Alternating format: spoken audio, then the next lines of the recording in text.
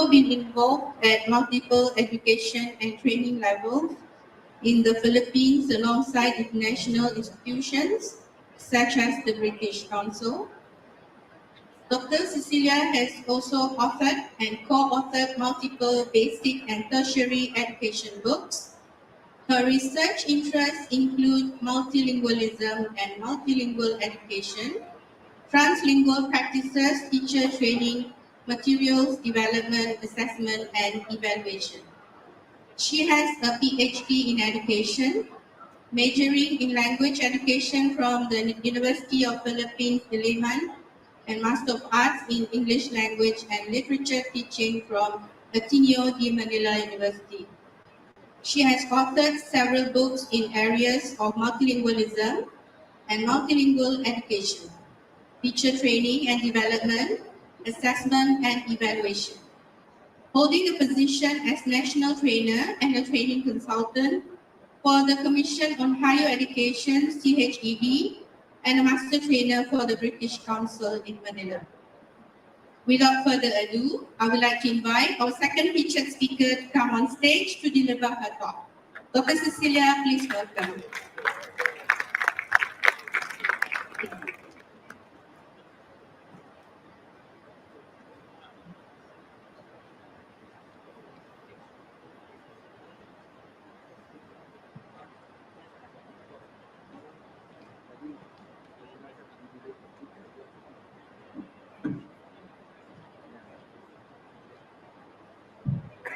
Good afternoon, everyone.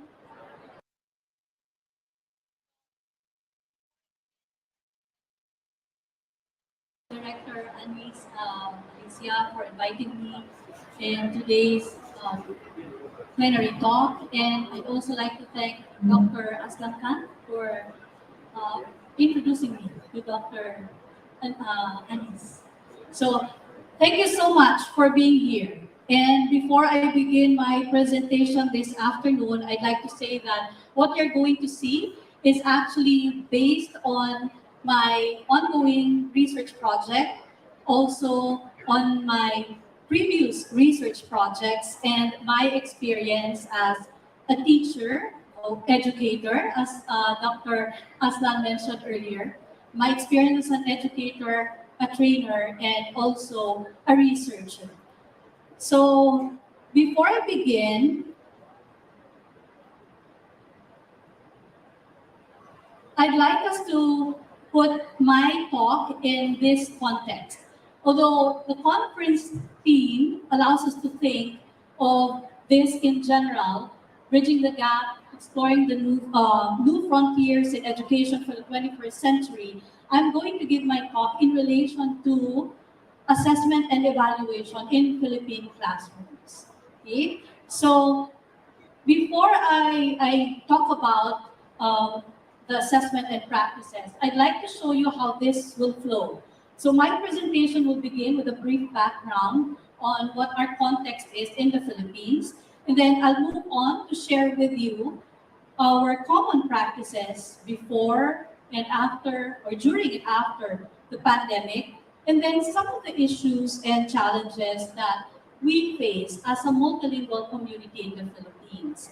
So, as I begin, I'd like to ask first, how many among you here have been to the Philippines? Will you raise your hands? No one? Oh, yeah, I know Petri has been to the Philippines. And also, yeah, so some of you have already been to the Philippines, quite a few actually. But I encourage you to come to the Philippines. There are several parts that you can visit. There are a number of islands that you can visit, but I hope that you come in the context of something like this, right? So a conference where we can also talk about your practices here in Malaysia. So to tell you about the Philippines, well, you know that we're divided, we're actually an archipelago, right? And as you can see from this map, we have 16 different regions. So it's not like Malaysia where you're divided into several states. So we have different regions and everything is centralized. So the decisions are made from one office, and that is the Office of the President. And so we have different regions, and there are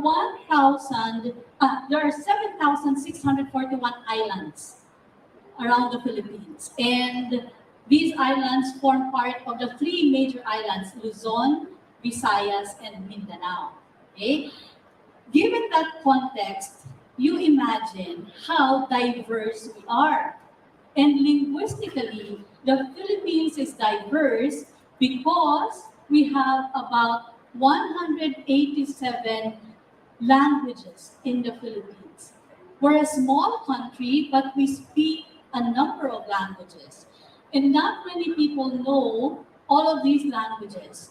And don't feel bad for us because even among us Filipinos, not many are actually aware that we have 180 plus languages. The numbers would change depending on what year you're citing. In this case, this is Ethnologue 2015, because there are times when other languages will probably already be extinct. For example, of these 187 languages, 183 are living and 4 are extinct.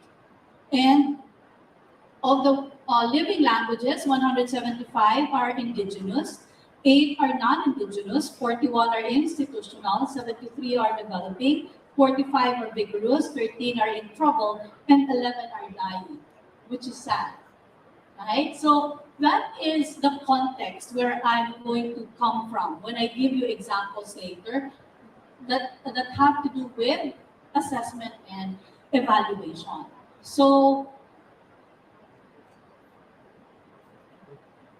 to guide my presentation today, I'm going to look at these questions. So I hope that you consider these questions as well in listening to the presentation. So first, we'll talk about the most common practices in terms of assessment in the Philippines. So what are the most common assessment practices in the country? How are the learners assessed in their multilingual classrooms? And what challenges do we face? And in general, do Filipino teachers face in assessing multilingual learners in the country? So I'd like to give you background on the Philippine education system. And this is where we will put assessment and evaluation in context.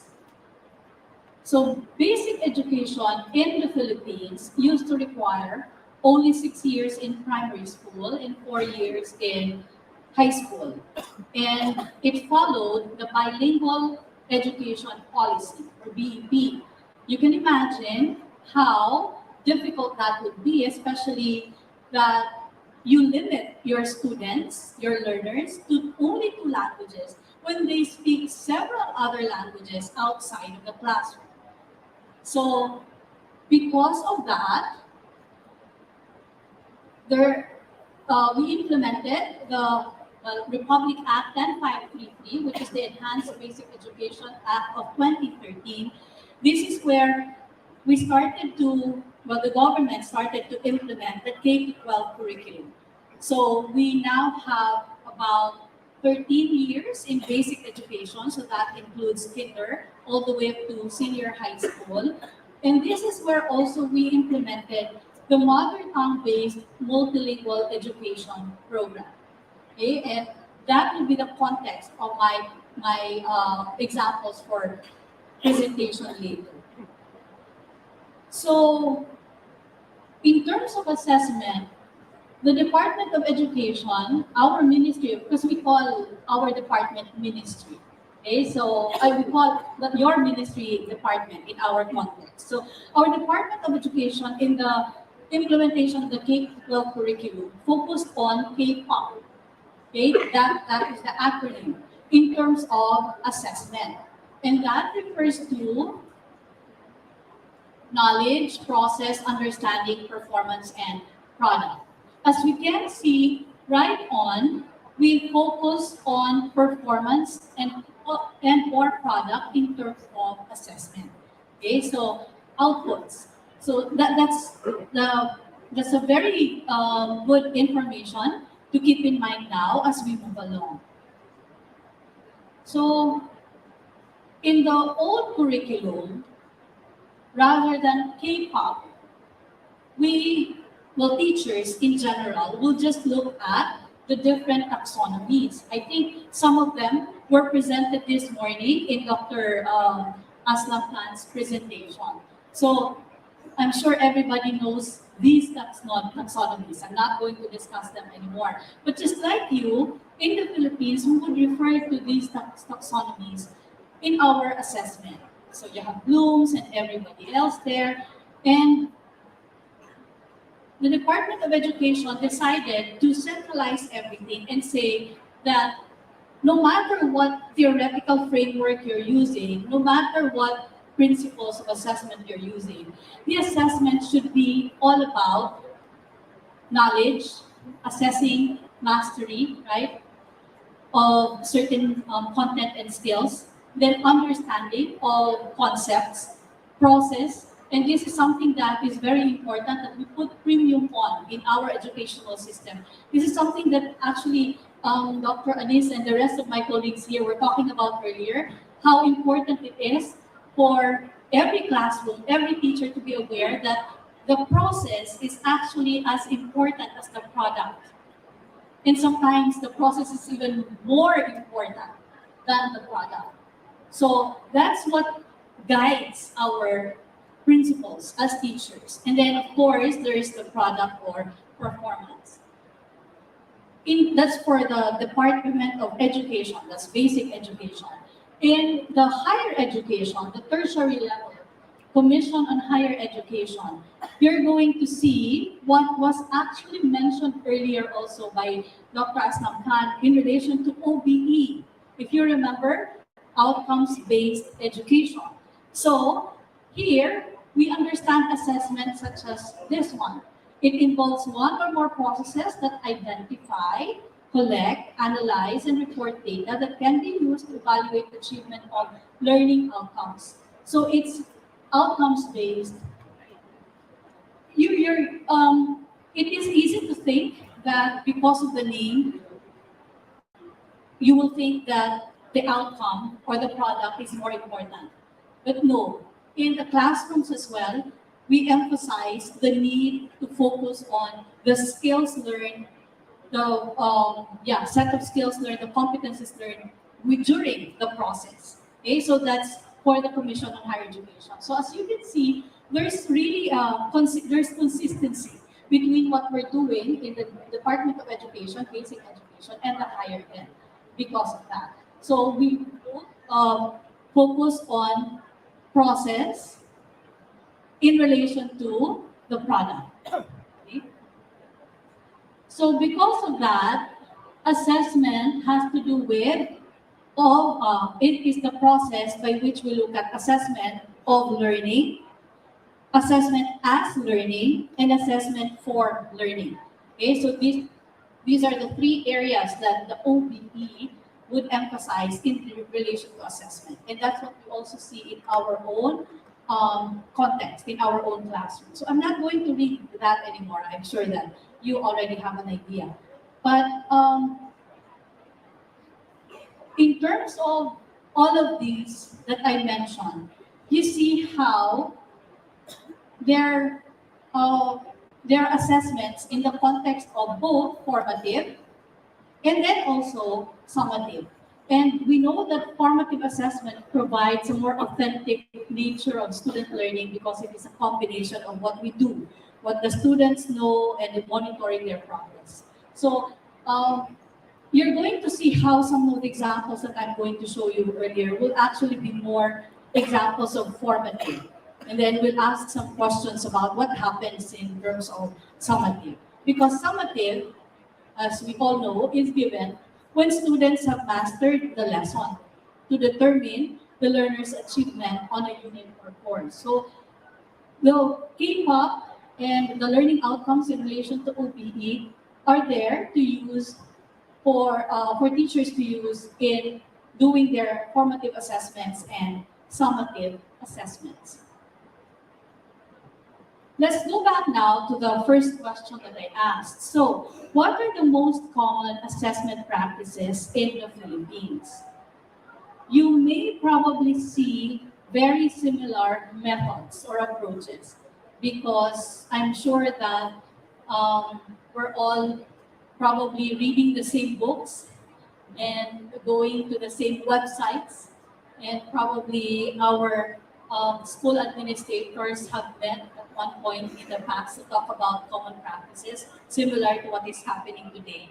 So let me show you some of the common practices based on the research that I've done in relation to this survey.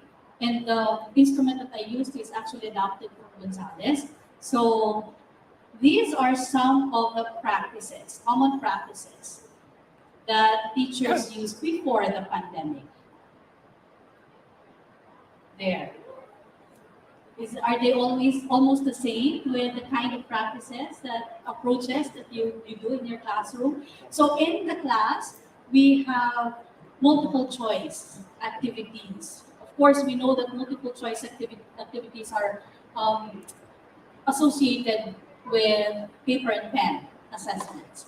Okay? And then we have true, false, or right or wrong. We also have matching types, fill in the blanks, essay writing, term paper writing, but there's performance assessment, especially in relation to skills-based subjects. Okay, so performance assessments, because we know that skills need to be practiced and then performed. And then there's also portfolio assessment, although portfolio assessment is not very popular. It used to be the trend. I think more than 10 years ago, that was the trend.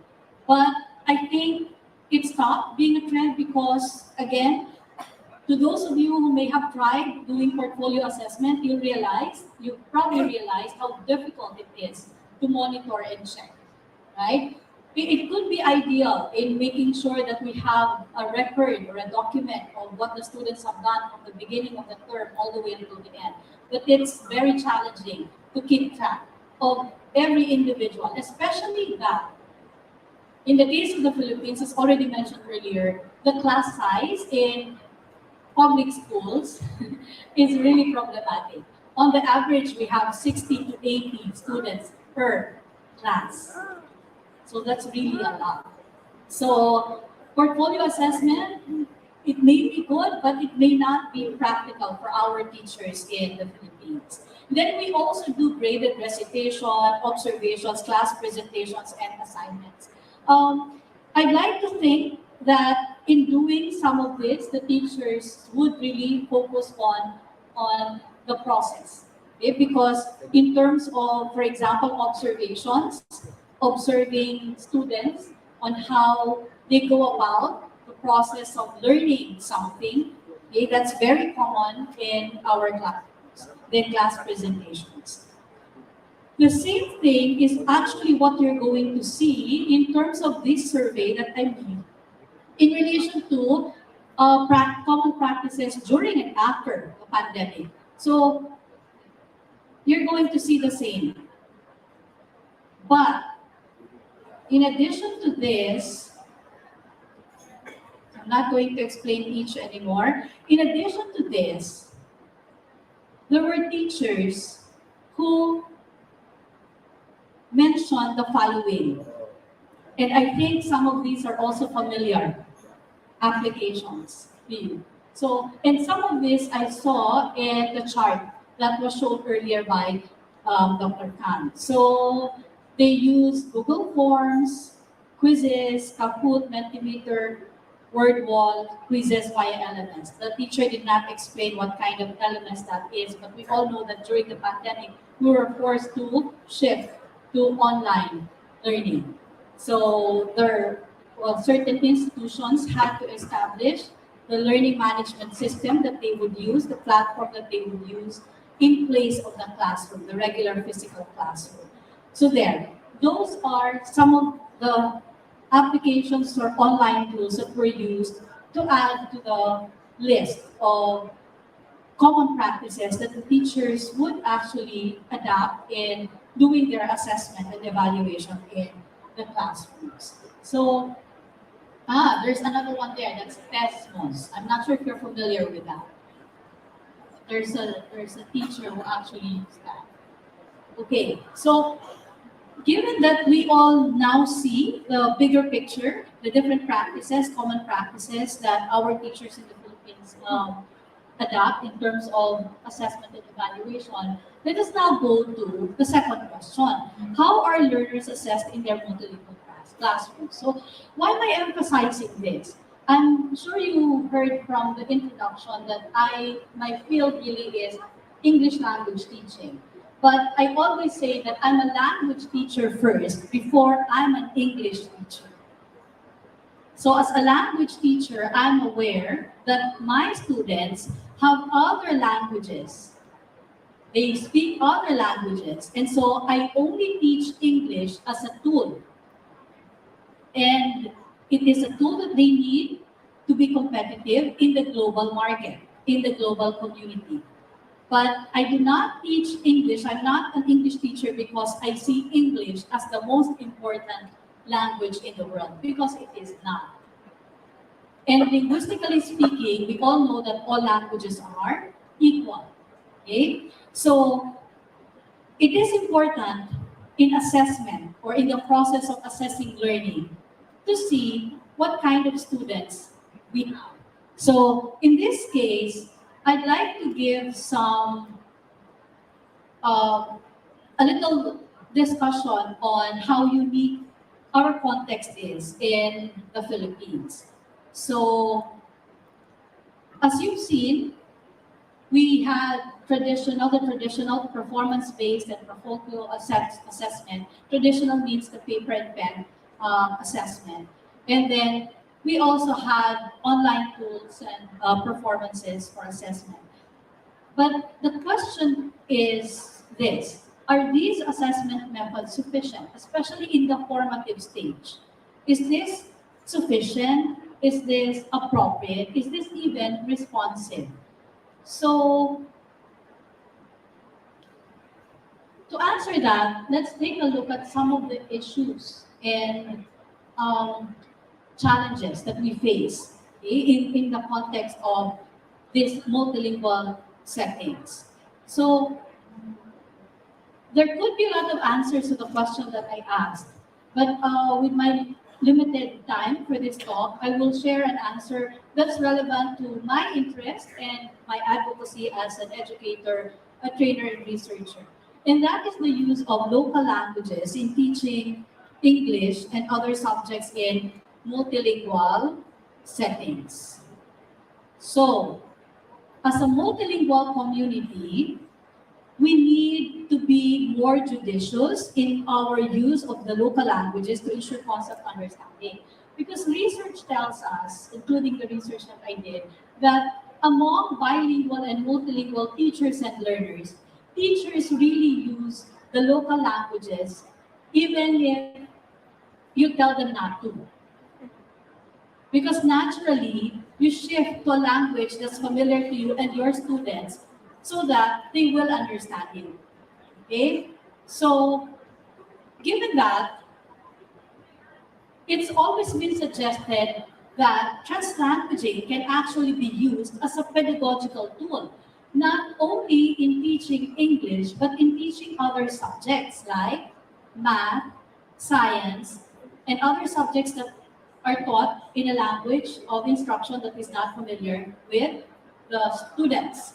So, what is translanguaging, you might ask? So, if you take a look at that, okay, let's see. Before I talk about translanguaging, let me first talk about multilingualism in this context, because we all know what a multilingual is. Someone who speaks more than two languages, right? But for this presentation and the studies that I've done before, I've used the concept as defined by Liwei. Liwei is a researcher, also a scholar on multilingualism, and with the University College London. And he says that multilingualism is defined as a multilingual individual as is defined as anyone who can communicate in more than one language. So you don't necessarily have to distinguish now between a bilingual and multilingual. So in this definition, a multilingual is also someone who can speak only two languages. Okay, so one or more. So I will not make this difference anymore between bilingual and multilingual and the rest of that definition. So in addressing this challenge that I mentioned earlier, the mother tongue-based multilingual education was implemented. And as I mentioned earlier, that's part of the educational reform that was implemented in the Philippines in 2013. So the program is anchored on the principles that underpin mother language education all over the world. And that is to begin where the students are at. And when we facilitate learning, we use a language, right? When we communicate to the students, we use a language. And in this context, begin where the students are at, it is difficult both for the teacher and for the students to talk and discuss something in the classroom that they do not understand. Okay, so to use a language that not many students actually understand. So we begin where the students are at. And that means that we use the language that is familiar to the students.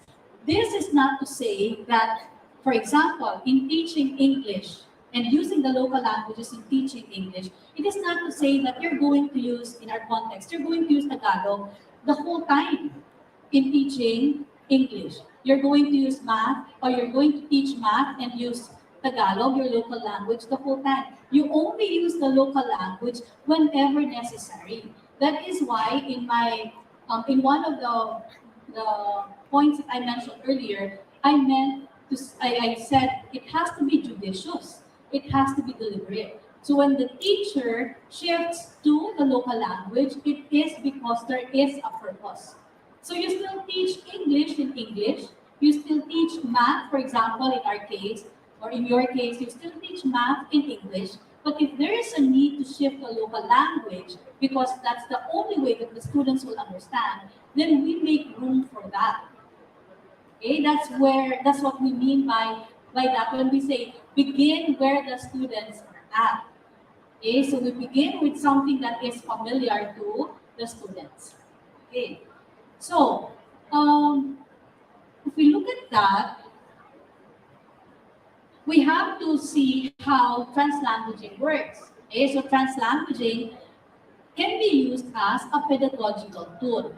There are a number of explanations as to what translanguaging is, and there could be different schools of thought in the context of using the different languages, but based on research, including mine, one way that we can address the challenges that I presented earlier would be through this. So, translanguaging we've proven to be something that would help promote concept understanding, would also help engage learners, and practically, bottom line is to facilitate learning. So, isn't that what we want in our classrooms? To promote learning, to engage the learners, and to facilitate learning. So, as teachers, as conscientious teachers, we do what we can to achieve that, to do that, right? So, in our case, based on the research, the studies that we've done, translanguaging can be beneficial in that sense. So, allow me now to share some of the results of my research, my previous research. This was in 2020, in relation to this, translanguaging as a pedagogical tool in the MTP-MLE classroom. In this, so it is a case for multilingual teachers in Cagayan Valley, Philippines. Cagayan Valley is up north. It's part of the Luzon group of islands in the Philippines. And it's multilingual because both teachers and learners speak more than 3 languages, at least 3 languages. So I observed several classes in this context, not only in their English classes, but in their math, science, all classes taught in grade 3, actually.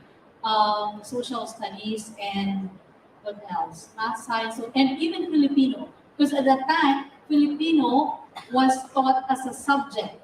Filipino was not just a language or a medium of instruction, okay, but also a subject. So, let me begin with the definition of translanguaging so that we're all guided um, by the same concept, okay? Understanding. According to Baker, it is the process of making meaning, shaping experiences, gaining understanding and knowledge through the use of two languages. And we know that um, translanguaging is something that actually originated from the works of St. Williams in the 1980s when he used two languages, namely Welsh and English, as a strategy to facilitate learning in the classroom. See, the very first time that this was done was actually in a European country. How interesting. And it has been done, replicated, and followed in many other countries, not just in Europe, but also in Africa and Asia. So since then, the concept has evolved to be understood as the process that that involves meaning making, and that is the definition that we get from Baker. So translanguaging actually sees language as an active entity. So when you use a language, you're not just looking at it in relation to the structure, in relation to grammar. So it is the language, because it's an active entity, it is always in contact with other languages. It is neither isolated nor fixed. That's according to Kanagarajan. So in the context of K to 12, the K to 12 classrooms in the Philippines, it is typical to observe multilingual teachers employ translanguaging. Even if you say you do not use the local language, they will still use that when nobody else is looking, when the supervisors are not there, right? Because they know their students. They know that it is through the local languages that the students will understand them, right? So might as well acknowledge the fact instead of allowing the teachers to continue to hide the fact that they're using the local languages, give them the platform, the opportunity to use this well, to use this properly. So now, with the recently revised um, curriculum of the Department of Education in the Matatag curriculum. Matatag means strong. Okay, that's what we call our current curriculum now. There's already a mention of translanguaging, allowing for the use of other languages to teach learners. But the challenge, which I'm going to talk about later, is really how to help teachers do this right. Because if you just allow everybody to use the local languages and they're not guided, it might defeat the purpose. And instead of, for example, teaching English in English, everybody's using another language in teaching English, right? Which is not the point. You use the local languages to help students understand certain concepts in a language that they're not familiar with. Okay, so there has to be some form of teacher training to do this well. So that is one definition, and another is this from UA again. So it is translanguaging means using one's idiolect, that is one's linguistic repertoire, without regard for socially and politically defined language names and labels. Meaning, all the languages that we have in our head, they operate as one. And as bilingual or multilingual speakers, we probably experience that. But depending on the people that we're talking to, when we speak, we're spontaneous in shifting from one language to another. If we know that everybody understands the language that we speak, like in our multilingual community, in our household, there are 4 different languages that are spoken most commonly. Like we have, well, of course, English, and then Filipino or Tagalog, and then There's Ilocano, a local language, and then Ibanag, another local language that's common in up north. So depending on the member of the family, they use these languages. But the older members of the family would actually speak all four languages. And there's a fifth one, in fact, Itawis, which is what you're going to see later in, in, the, in my example. So again, we do not necessarily think of these languages in terms of their use or their named. It says, without regard for socially and politically defined language names and labels. So when we speak in a familiar community where we know we are understood, we shift from one language to another, and it's fine. Okay? So that's what leeway says. And that's also something that's important to see in looking at translanguaging as a tool, as a pedagogical tool. So going back to my study aimed to identify the functions of translanguaging. Because a lot of people were saying we use translanguaging, and there were other studies, as I mentioned earlier, in Europe and then in Africa, and yeah, that said that it is something that we can use in the classroom. So in my study, I looked at this in the context of the Philippines, and I found out that there are two major functions in the use of translanguaging.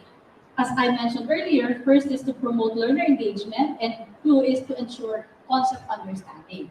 And both of them are there to facilitate learning. But there are also other specific functions that I was able to identify in the use of translanguaging.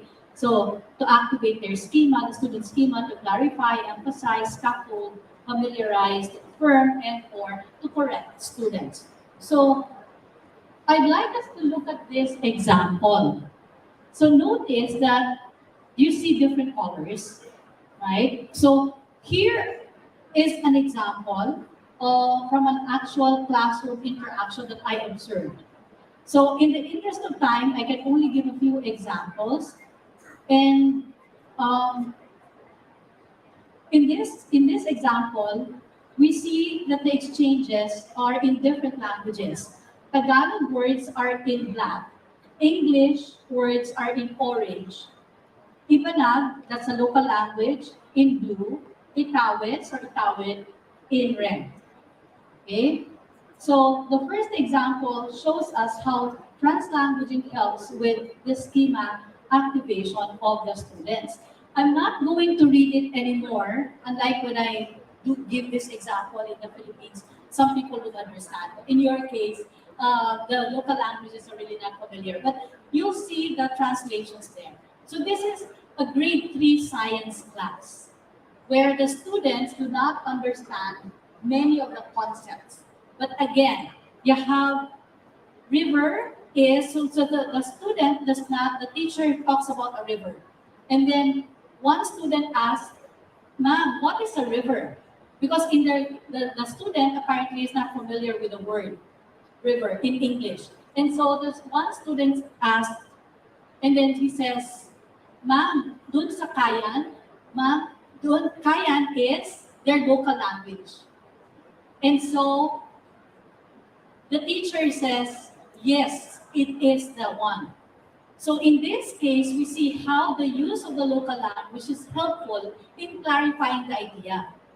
So in a multilingual classroom, it is not healthy to ban other languages because other languages are there to help students and to help the teacher help students. Okay, so that's one example. And then another one is this. This is in a Filipino class. So Filipino as a subject. And they're talking about balloons. Occasions. And so the teacher asks, what occasion do we typically have balloons? So you see, there are 3 languages involved here. And not one is in Filipino. Well, actually, occasion is Filipino. That's an English for occasion. But occasion is also is the same word that they use in their local language. So it's practically a familiar language, right? And they talk about these things. And so there's a learner that says boda. boda in their local language is wedding. In Filipino, it's kasal or kasalan. So the local languages that students feel that it is welcome for them. They are welcome to talk about these things in their own language, to express their thoughts in their own language. That's why I recall this classroom was very interactive. The students were really participating. And you can imagine how sometimes in our class, it's very difficult to engage the students, especially when we're teaching English, because they don't understand a single thing that we say. But we keep talking for hours and hours, right? So that's useless. That's a waste of time. And in this case, the teacher was able to bridge the gap between what she knows and what students should know in the context of this lesson through the use of local languages. There. So, if we look at that, that's in a Filipino class, we see how translanguaging works if done properly. Here's another one in English. Okay, but they're all in English. But the teacher, even if the class is in English, the teacher still use the local language or local languages to talk about the story. This is an English class, and when the teacher processed the story and talked about the story with the students, they're all talking about it in their local languages, English and local languages. Okay, and then we have other examples here. And this one is good in terms of giving instructions. So you see the instructions are in English, but the teacher had to translate in Tagalog, Filipino, to make sure that the students understand. Okay, so that is another function of translanguaging. And then we have another one, this one. It's an English class, but the teacher says, okay, I will repeat what I said in your English notebook, but this is what you said in Tagalog. The explanation is in Tagalog. Okay? And again, the teacher has to be a good role model of the language that she's teaching. For example, if you're an English teacher, you have to make sure that you can really speak English well and that you know when you use the local language to help students, because it's not an excuse that if you do not know English and you're asked to teach English, you just use your local language. No, it will defeat the purpose. So you have to be a good speaker, you have to be competent, even in math and science and other subjects. You have to be a competent teacher to be able to know when you can use the local languages. Okay? And that is translanguaging. Here's another example where we see how the students managed to produce the task because the teacher explained. After saying the instructions in English, some of the students had to ask the teacher, "Ma'am, what does it mean? What are we going to do?" in their local language. And so the teacher had to shift to the local language to be understood. Okay? And here's another one, because I do not have enough time anymore. This is the last one. Okay? So in this example, we see how translanguaging helped with learners' concept understanding. So we see quite a number of languages also involved because of the multicolored items there. So translanguaging has been used several times, on many occasions by teachers, but it is not necessarily a deliberate one. And that is why, again, we want to make sure that this is done properly. And translanguaging to assess learning has actually focused more on formative assessment.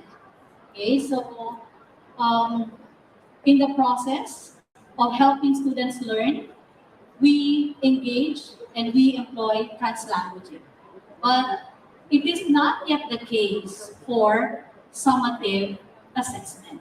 So how about in summative assessment? So students in our departmental, institutional exams, board exams, they're mostly in English. And that is why I hate to share this, but the Philippines did not rank very high in the um, international assessments, because the assessment was done in other countries. The assessment was done in the students' mother tongue, but in the Philippines, the assessment was done in English. So that there is a disparity. We'd like to think, yes, that because English is a second language, we expect all of our students to be very good at English, but that is not always the case. Especially if you have, as I mentioned earlier, 80 students in one classroom. How do you think teachers will be able to manage that, right? So there. So let me now um, refer to other issues and challenges aside from teaching and facilitating learning using the local languages. We have the instructional materials that are not adequate and sometimes not available. Available instructional materials are sometimes obsolete and do not should be meet, and do not meet the requirements for the implementation of the K-12 program. The teachers do not have needed skills to use state-of-the-art instructional resources. Just like what was mentioned earlier by Dr. Stankan, you have to adapt to the changing times. Otherwise, new teachers will replace you. You do not know how to use technology. And then materials available for the effective instructional delivery are poorly mishandled or manhandled by both teachers and some school authority. Again, teacher training is important. And two other issues are, as I mentioned earlier, class size and teacher training. So there. These examples and many others from my own study and other scholars and researchers show how the learners' local languages can be used as a tool to scaffold and facilitate learning. So therefore, in multilingual communities like the Philippines, our local languages should not be seen as a problem, but as a resource. So we use our linguistic resources as a way to help us and not look at it as a problem. So could be other challenges, but I do not have the time to talk to you about this now. So with that, I'd like to say salamat. Thank you. Those are our local languages. Okay, thank you, Dr. Cecilia, for the comprehensive presentation on assessment in the 21st century classroom, and in particular, the Philippines. Do you mind remain on stage? As I would like to invite Madam Anis Alisha Abdullah, our director, to present a token of appreciation to our honorable speaker. Madam Anis.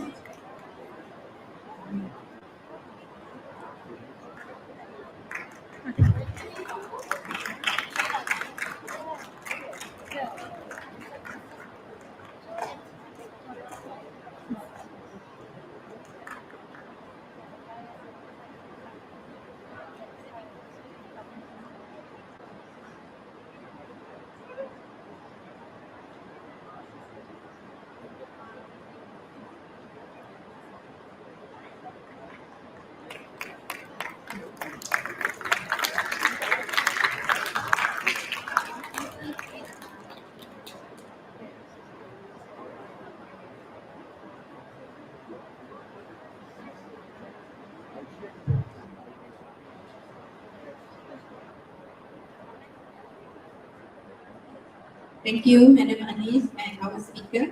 Ladies and gentlemen, finally we come to the end of our session. On behalf of the host and the speaker, I would like to thank the audience for your active and attentive listening. I hope the presentation is beneficial for everybody. Please give a huge round of applause to the speaker. So back to the MC. Thank you very much, Madam Azalina. And also thank you very much to Dr. Cecilia.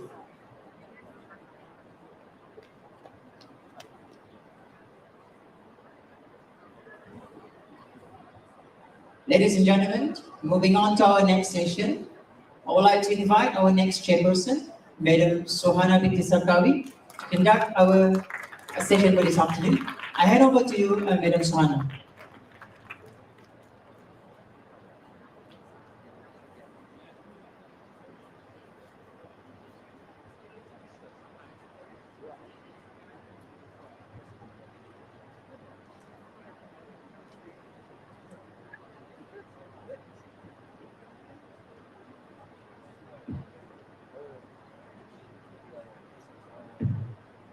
Okay, thank you very much to our beloved MCs. Okay, so ladies and gentlemen, distinguished guests, fellow teachers, participants and students, good afternoon and Assalamualaikum warahmatullahi wabarakatuh.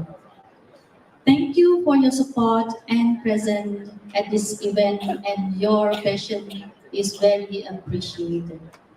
Okay, my name is Suhana Binti Sarkawi from Language Department IPG Qatar. Okay, and it is an honor for me to be selected as the chairperson for this section. Okay, allow me to introduce our third featured speaker today, Professor Dr. Joko Nukamto. Okay, he is he's sitting in front there. He is a professor in Kassel in the Department of English Language Education from Faculty of Teaching, Teacher Training and Education, 11 Maret University, Indonesia. He received his doctorate in English Education from Jakarta State University, Indonesia in 2000 and earned his professorship in 2004. He is currently the head of English Education Department in the Graduate School 11 Maret University, Indonesia. His professional and research interests include language curriculum development and teacher professional development. So his title of presentation today is Teacher Standards and Standardization Indonesian Context. So for the presentation to begin, I humbly invite our featured speaker, Professor Dr. Joko Nukamto, to the stage.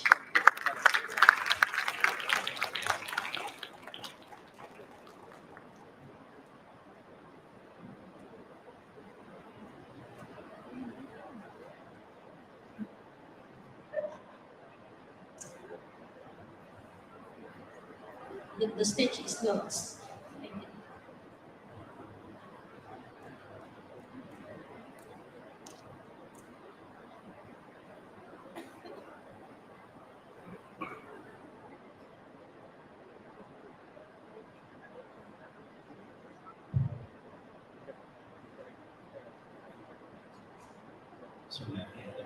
Assalamualaikum warahmatullahi wabarakatuh. Good evening, dear the presenter of this conference, the member of the committee, dear the participants, ladies and gentlemen. First of all, I would like to convey my sincere gratitude to Madam Alisha Abdullah for the invitation. I appreciate it. My thanks also goes to Dr. Aslam, my colleague, who has recommended my name to the committee. Thank you again, Mr. Aslam. And also, thanks Ibu Puan Suhana for nice introduction. Okay, dear participants, ladies and gentlemen, allow me in this occasion, so I would like to present my topic entitled Teacher Standard and Standardization in Recent Contexts.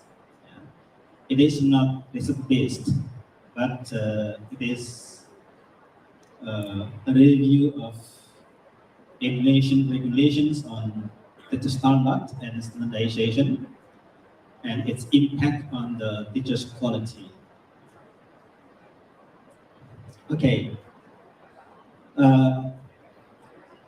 It is my presentation outlines. Number one is introduction.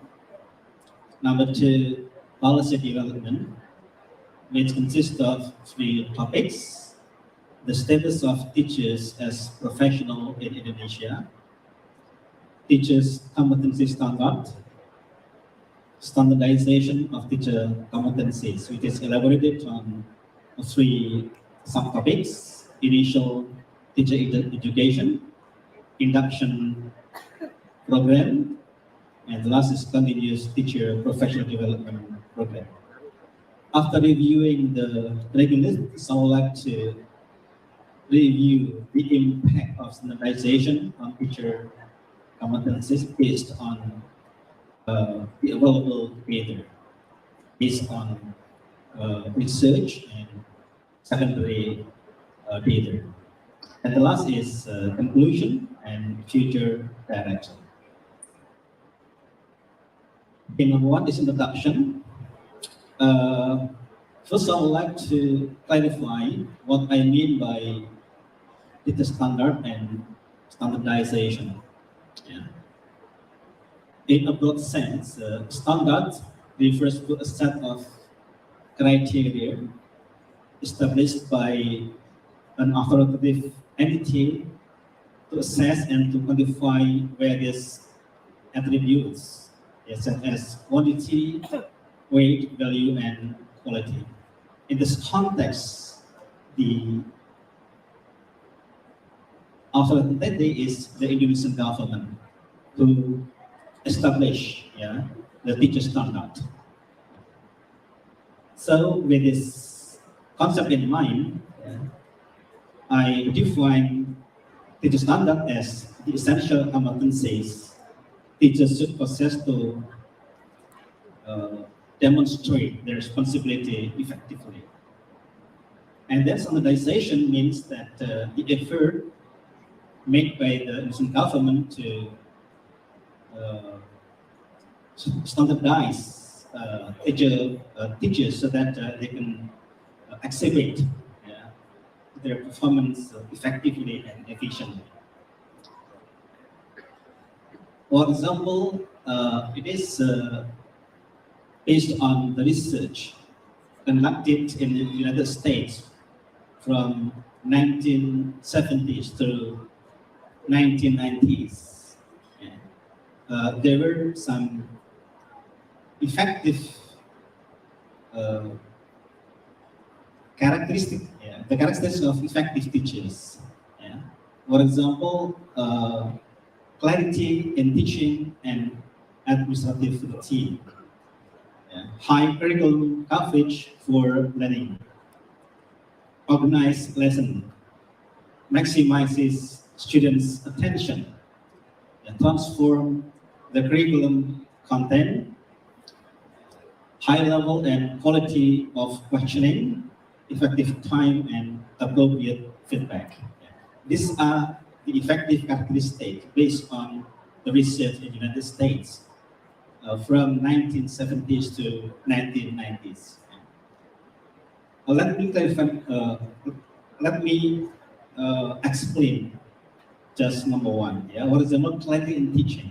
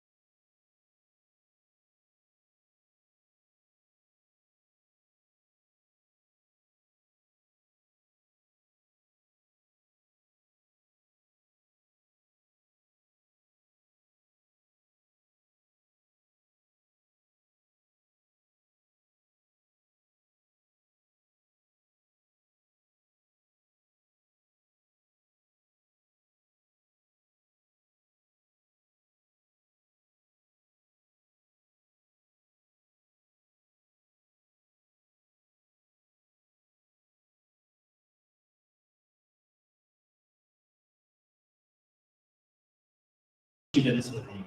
Yeah. And feedback can be cognitive feedback or affective feedback. Affective feedback can be positive and negative, and so on. I think we already know about that. So I think these are some characteristics the teachers must possess, yeah, in order to exhibit, yeah, their performance effectively.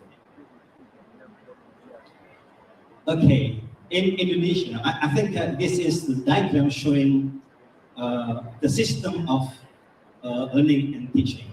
Yeah, as you can see in the diagram, there are some elements of teaching and learning system. Yeah, roughly there are 3 stages. Yeah, planning stage, implementation stage, and assessment and reflection stage. Yeah, I think Dr. Aslam talked much about reflection this morning, and it's very amazing. Yeah. I still remember there is no undo button.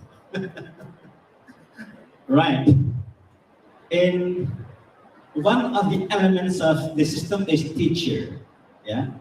As one of the elements of education and learning teaching system, yeah, teacher plays very important roles. So teachers' teaching behavior, yeah, will give impact to the students' learning. Yeah. So here, yeah, teachers as a significant determinant of students' schooling outcomes. Yeah. I would like to quote, yeah, what McKinsey and company idea, yeah, that even in good systems, students who do not progress quickly in their first years because they do not have good teachers, have little chance of making up the lost years. It indicates that the role of teacher is very important. That's why I think it's our concern, yeah, to have a good teacher.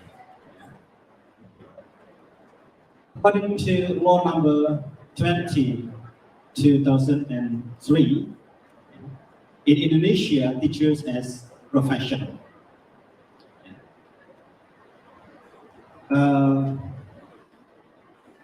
responsibilities of teachers include, yeah, 7 items. Yeah. Educate, teach, guide, direct, train, assess, and evaluate. I think I'm interested in what Dr. told us this morning, the difference between educate and teach. Yeah. In my view, yeah, educate is much broader. Is that right, Dr. Aswan, than teaching? Educating is much, has a much broader concept than teaching. Education is related to personality, human personality. Yeah? Okay. So I think teaching is, can I say that teaching is only one means to educate? Am I right, Dr. Asman? Yes, that's right. So what teachers should do in this case is educating, teaching, guiding, directing, training, assessing, and evaluating.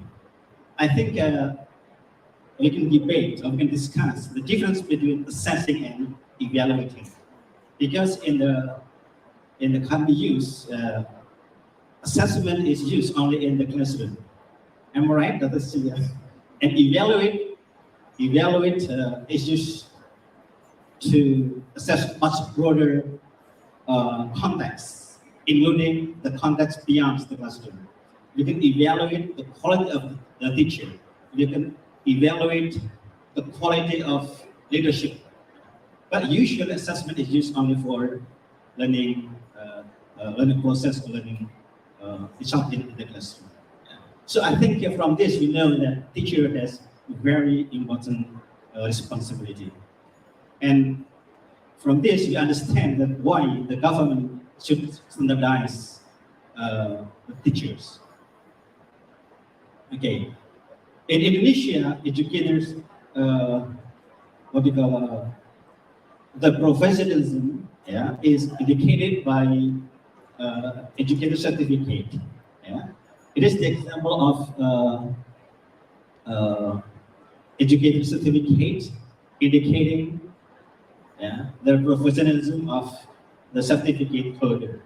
Yeah, sorry, it is the flow of my life because my wife is also a teacher. That is just a thank. Yeah, and the educator certificate is obtained through a teacher professional education organized by universities, accredited study programs in universities appointed by the government. So not all university can conduct what we call certification program. Okay. In this context, I would like to quote Montaigne, 2015, who differentiate between occupation and profession. Occupation is every or any job. Yeah, any job. Cleaning service staff is cleaning, or yes, cleaning the room, for example, is occupation. Yeah. But profession is more than that, because profession should be specialized, yeah, and well paid, and then prestigious occupation. Yeah.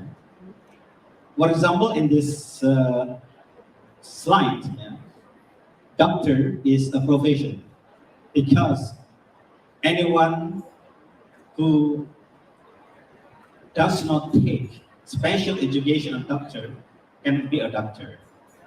That's what we mean by specialized. Yeah. And well paid. I think the salary of the doctor will be much bigger than any occupation or any job. Yeah. So in this case, the teacher is a profession, not occupation. Yeah.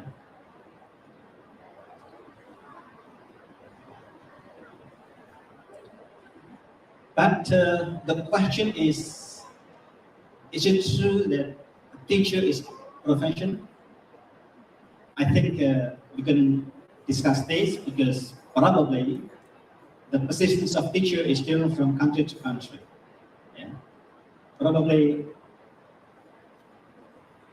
teacher in Indonesia is different from teacher in the Philippines or even teacher in Malaysia. Yeah. I'm confident to say that the salary of teacher in Malaysia is much higher than in Indonesia. Okay. So I think the status of professionalism is what do you call it? It's debatable. Yeah. But let me quote once again Montaigne, yeah, that the characteristics of highest level profession comprises four items in this case. Number one is provide services that are basic for the life, security, and general well-being. And then number two, require independent judgment and decision making. Number three, have power and responsibility. Yeah. Power here is important, whether the teachers has power. Yeah.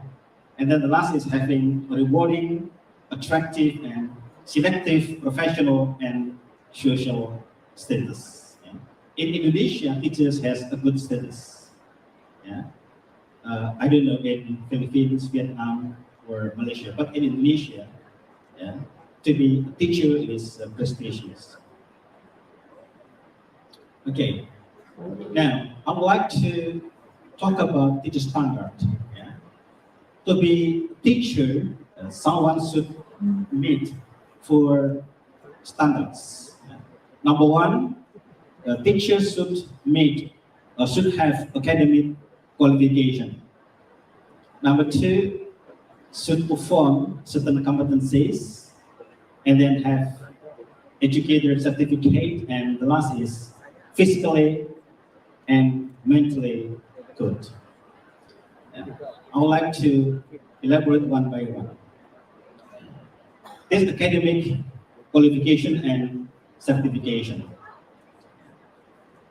The minimum academic qualification of teachers is a Bachelor of Education from an education study program that is relevant to the subject that they teach and is accredited. This is the first qualification. Yeah. And number two, teacher should have educator certificate, which is the formal acknowledgement for teachers as professionals who have met specific requirement. And then number three is teacher competence. Competence is a set of knowledge, skill, and behavior that must be possessed, internalized, and mastered by teachers or lecturers. Yeah, it comprises four competencies. Number one is pedagogic competence. Number two, personal competence. Number three, social competence, and number four, professional competence.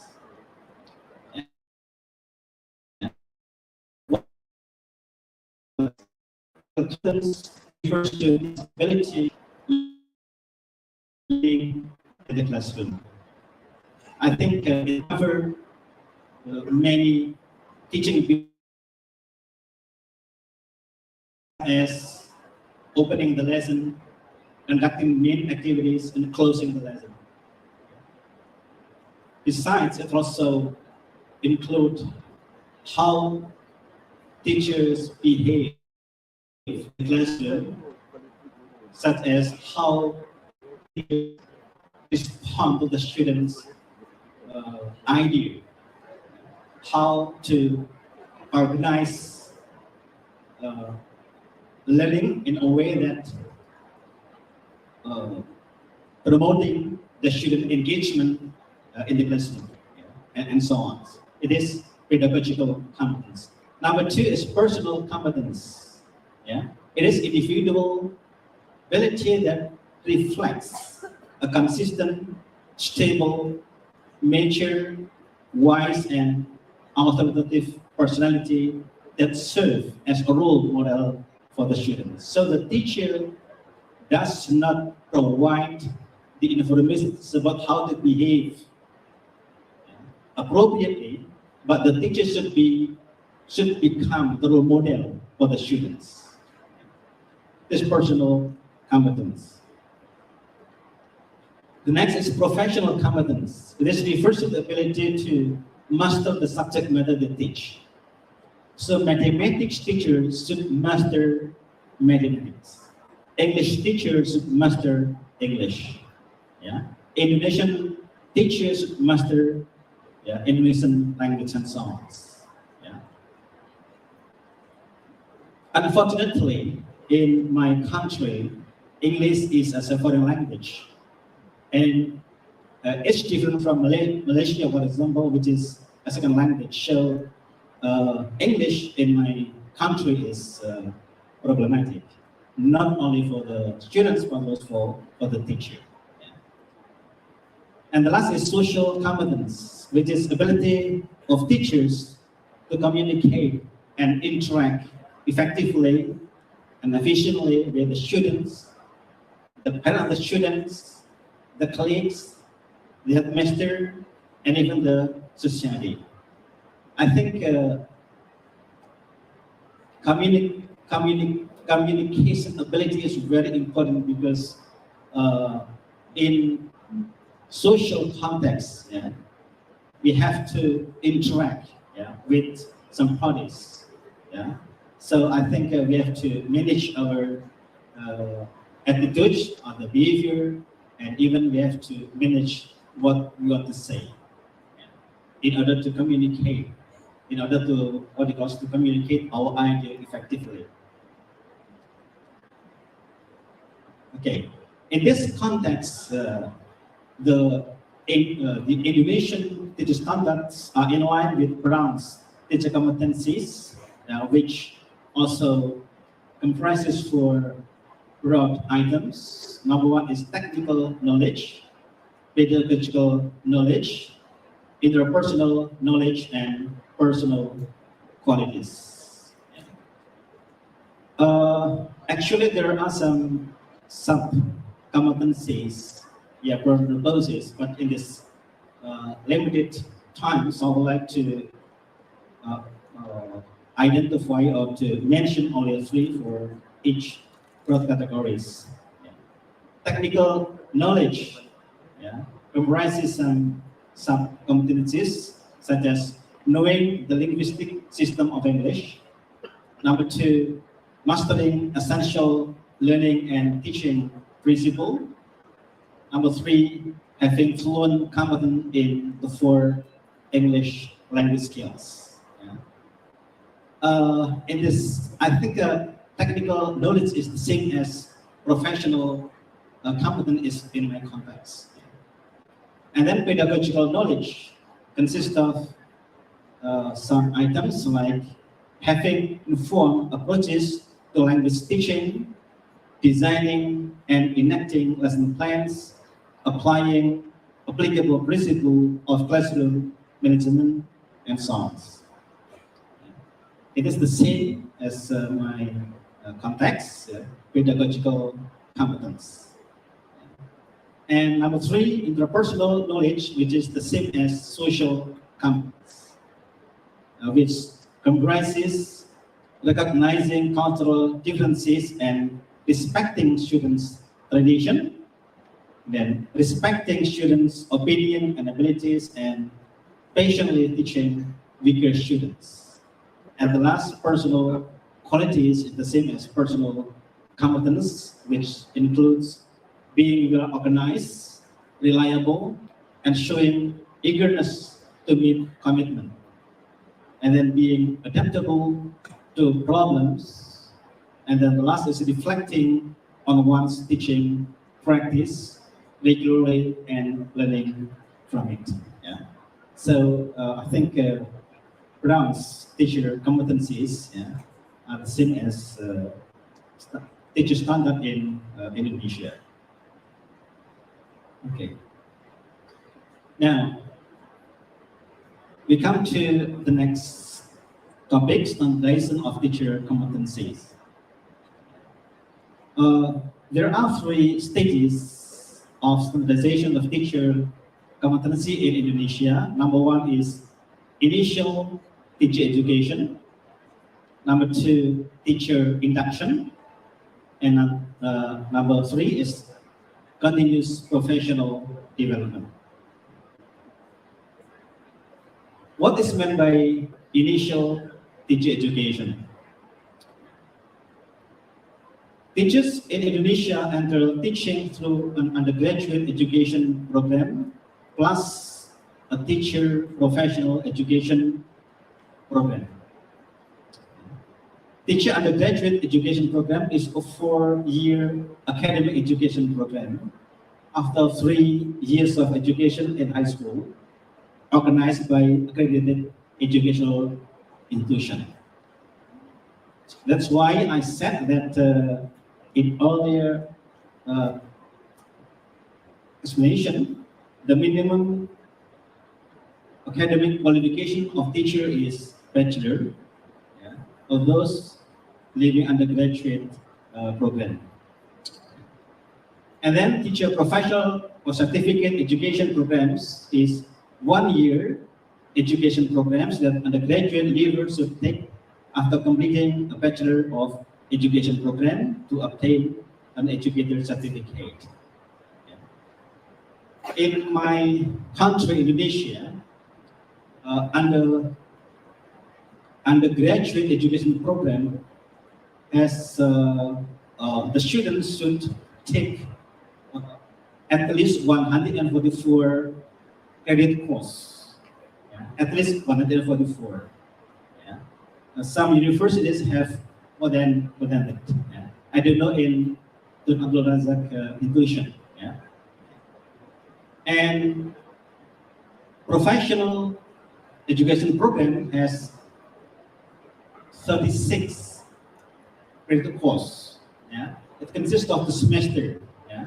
The first semester is usually workshop.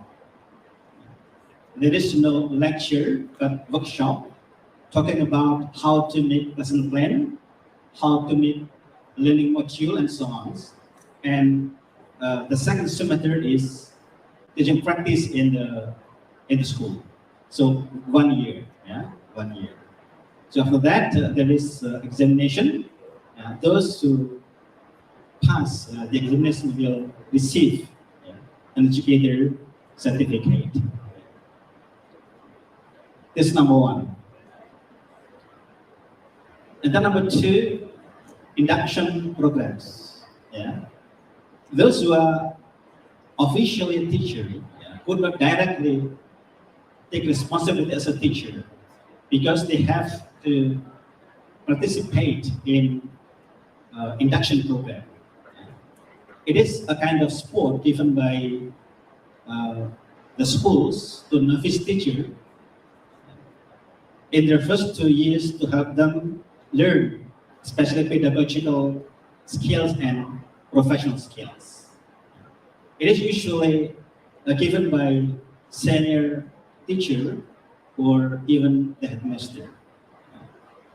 And the purpose of induction program is to guide the novice teachers to adapt to the workplace, which is very diverse, as Dr. Cecilia told us.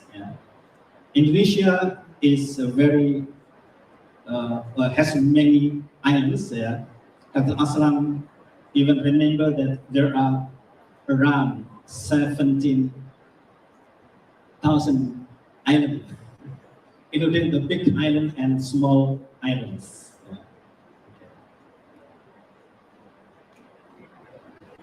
Okay. And the induction sport vary, but they usually include mentoring from an experienced teacher or senior teacher or administrator, even the headmaster, to help novice teachers plan, implement, assess, and evaluate instruction achievement. So I think it is very important because what we call usually the fresh graduates could not demonstrate their performance effectively. So they still need guidance from the senior teachers, from the more experienced teacher. This is what we call by induction programs. I don't know whether in Malaysia, Philippines, or Vietnam there is induction programs. It is a kind of the transition between pre-service condition to the formal in-service teachers.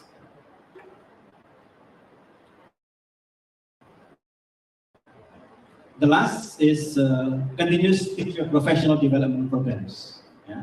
I think Dr. Aslam this morning told us about continuous teacher professional development. Teacher self-development does not end with one's pre-service or in-service teacher's education. Instead, it is a lifelong endeavor in a way of being, In this context, teacher professional development is a process of continual intellectual, experiential, and attitudinal growth, both before and throughout career. It is hoped that there will be a positive change in the teacher's cognition, professional attitudes and identity, pedagogical knowledge and skill, and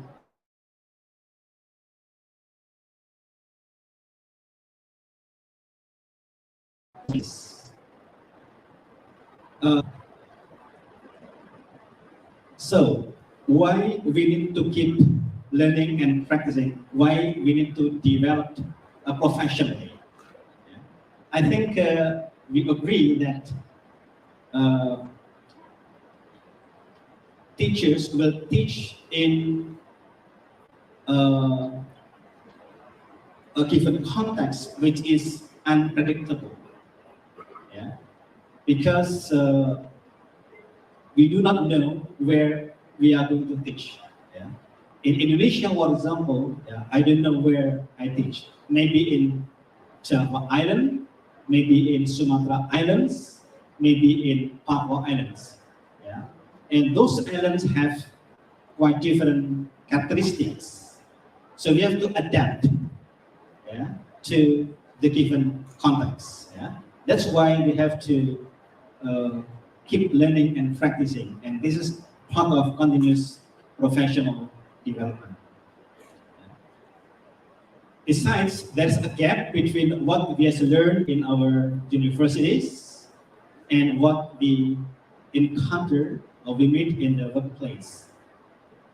So we have to fill the gap, yeah, between what we have had in the previous learning and what we face up, yeah, in the reality. Yeah.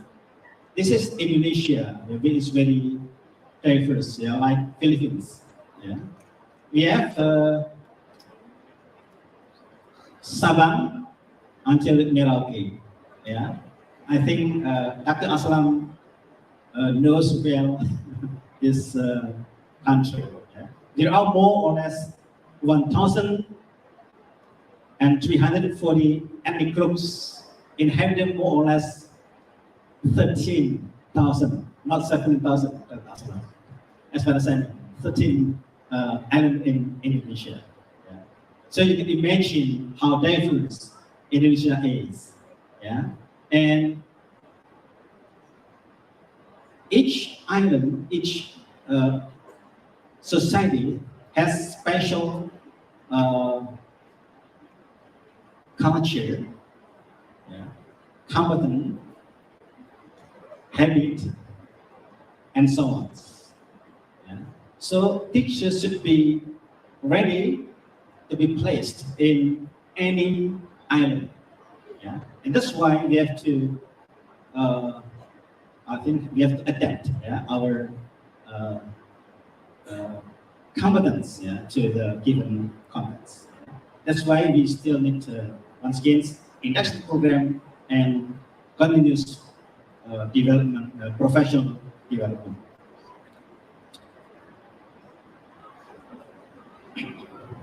And why once again TPD is important? Yeah. Once again, because we have to improve, yeah, our competence, yeah, in order to ensure that all teachers are able to meet the needs of diverse students population. Yeah. And one of the things I would like to say here is that the focus of professional development is the teachers' learning. Yeah. So there are three stages in professional development. Number one is the acquisitions of competence for teachers. Those who are engaging in teacher professional development should acquire a better competence. That's number one. Number two, the acquisitions of new knowledge, new skills, new competence should change their teaching behavior. So there should be impact of the knowledge, the skill they take from TPD to their teaching behavior. I think this is useless when we are actively engaged in TPD, but our teaching behavior does not change. I think Madam Alice agreed. Yeah. And sometimes it is very critical because, as we discussed in once times, that sometimes the system does not support this. For example, the government support the teachers to take in what we call in TPD, one of minutes? Oh, I'm sorry. There are still some slides. Okay.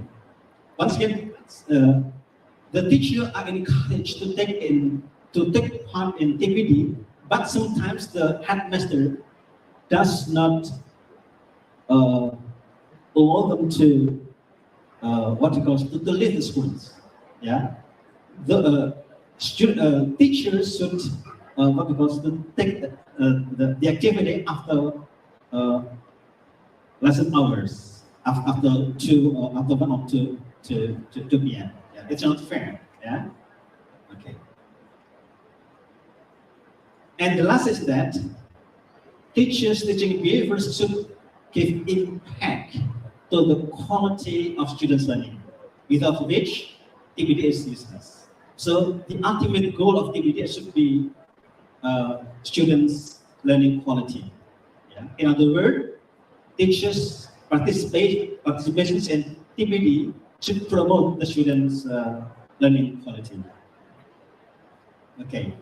I think we already know that there are some approaches to teacher development. Yeah, you may read by yourself because the time is also up, almost up. Yeah, like attending workshop, sharing ideas to help others develop, keeping teaching journal, and so on. Yeah. Okay.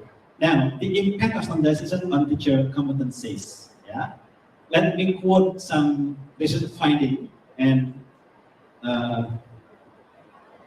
For example, research by Yusuf and Nova 2020 and others, Dastuti, Riazi, and so on, including my research together with Pak Billy Rinandia and Prof. Abdul Hamid in 2018. Yeah. But the research highlights that pre-service teachers and in-service teachers, English teachers in Indonesia have low language proficiency. As I said, that in Indonesia, English is a foreign language. That's why learning language is problematic, challenging. Yeah? Because English is used only in a formal context, yeah? Not in daily activities. Besides, teachers also have low competency in teaching. Yeah. Okay, this is the data I quote from the iCERI journal. Yeah, we know that English proficiency index. Yeah, Indonesia has only 52.15. Yeah, it's very very low. Yeah, and then this about English proficiency index. Yeah, and I think we have India, Singapore, Malaysia much higher than Indonesia. Yeah. Okay. What about this? The competency teacher competency test result. This is the last year's data, 2022. Yeah. I took only the 5 provinces, yeah, Jakarta, West Java, Central Java, Yogyakarta, and East Java. Yeah. Pedagogic competence. You may see here, in Jakarta, for example, teachers' pedagogic competence is only 56.74. Yeah. West Java, 54.36. Central Java, my province, 57.25. Yogyakarta, 60.94, and East Java, 35.22. That's pedagogic competence. Yeah, which is reflected in teachers' capability to handle, to manage teaching, learning in the classroom. And in terms of professional competence, yeah, the score is almost the same. In Jakarta, 65.09. In West Java, 64.95. South Java, 65.89. Yogyakarta, 69.63. And East Java, 63.12. Yeah. So it reflects, yeah, the low competencies of teachers in Indonesia, both pedagogic competence and professional competence. And this the last data I show you. Yeah, this PISA test result in 2018. Yeah, there are three areas, yeah, reading, mathematics, and science. And we know that reading, for example, Indonesia has scored 371. And Malaysia is much higher than Indonesia. Singapore is the highest score. Yeah, and among the 80 countries taking part in this test, yeah, the average score is 453 in reading, and then 458.3 in mathematics, and 457.6 in science. Yeah, again, yeah, it indicates that Indonesian student competence in English is very low. Yeah, as I told you that Indonesia, English is a foreign language in Indonesia, so learning English is problematic. Okay. Okay, it is still recent finding about the competence of teachers in Indonesia. Okay, and the last is this. It's employee recommendation. The Indonesian government has issued several teacher standards and standardization regulation, even socialized them and had various training to improve teacher professionalism. But probably the way how to socialize, yeah, and conducting the training is problematic. Yeah? Okay. However, the results were not as expected. Data from teacher competency test result shows that their competency is still below standard. Yeah. In this regard, the government need to change the criteria for teacher recruitment. For your information, that teacher recruitment use multiple choice test, yeah, containing the general knowledge of, for example, law, financial, and so on. Yeah, it is not related to the subject matter. So I think it's for the government to use what we call performance-based assessment. Yeah. Once I went to Deakin University, yeah, my colleague there told me that in Australia, yeah, the board of teachers only use performance-based assessment. So the candidate should design lesson planning. The candidate should teach in the classroom. Yeah. So I think this much better than just the general test. And then number 4, the government accept only teachers who meet the criteria based on the result. Yeah? It's also problematic. Yeah? And I think the last is the government needs to organize more massive and intensive professional and pedagogical training to improve teachers' professional and pedagogical abilities. I think we discussed this in the when we have much times. Well, dear participant, I think this is what I inform you, and I think Dr. Aslam tell this. Yeah? Education, all the same, but it's from Nelson Mandela. Education is the most powerful weapon which you can use to change our life, change our education. Thank you very much for joining. Assalamualaikum warahmatullahi wabarakatuh. Thank you very much. Please remain on stage. Okay, let us give him a big applause. Okay.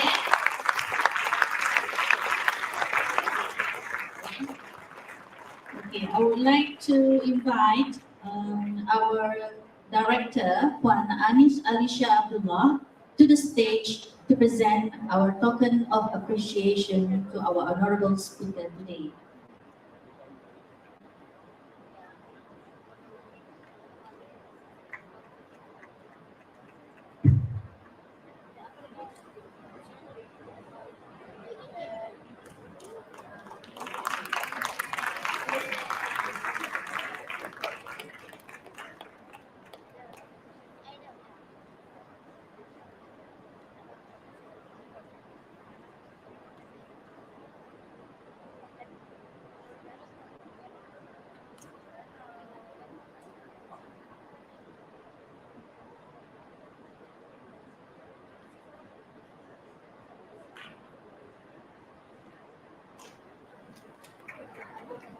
Okay, thank you very much to Juan Anish Abdullah and our speaker. Ladies and gentlemen, finally we have reached the end of our session today. I, on behalf of the host and the featured speaker, would like to extend our gratitude to all of you for your attention and active listening. We hope that the presentation just now will be beneficial for you to be brought to your own places and stations. Back to you, MC. Thank you very much, Madam Suhana, and also thank you to Professor Dr. Joko Nukanto for your insightful sharing. Well, ladies and gentlemen, that was our last session for today, but I would like to inform you all again that the parallel session is still ongoing at room number 19, 20, 22, 23, and room 24. So you are invited to join the parallel session at the designated room that I have mentioned just now. We will see you again tomorrow morning for another coming sessions and the closing ceremony in the afternoon as well. So have a good rest, everyone, and do have a nice day too. Thank you very much. Assalamualaikum warahmatullahi wabarakatuh. Thank you.